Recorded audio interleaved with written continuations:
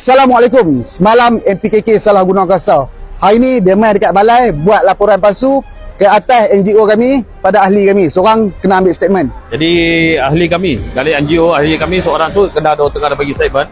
Tadi masa saya dengan Madi semua dah pergi sembang dengan seorang Ayuh lah, anggota polis. Kami dah terangkan apa yang berlaku di sana dan bukti-bukti kami dah tunjuk dah.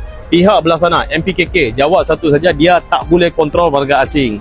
So dia kata dia ada rujuk benda dia kepada MPSP. Pun kat sana pun tak boleh selesaikan masalah kontrol warga asing. So kalau dia tak boleh kontrol, baik letak jawatan. Bila kami cakap kat dia suruh letak jawatan kalau tak boleh kontrol, dia kata takkan dia nak kena letak jawatan.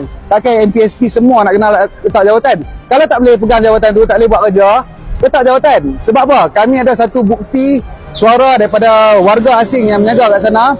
Dia beritahu kedai yang kami tunjuk dah kena sita tu, warga asing tu sendiri beritahu kata MPSP suruh menjaga curi-curi.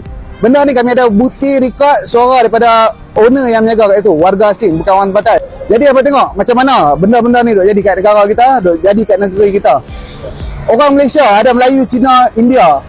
Habislah tak boleh cari makan, semua bagi kat warga asing. Kalau orang sini kalau kata keluar suara, kena tunggu kat balai.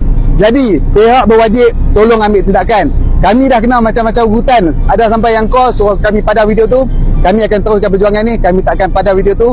Walaupun orang report palsu, buat fitnah, kami akan teruskan perjuangan ni. Tolong ambil tindakan tegas. Assalamualaikum. Hello. Assalamualaikum. Ya.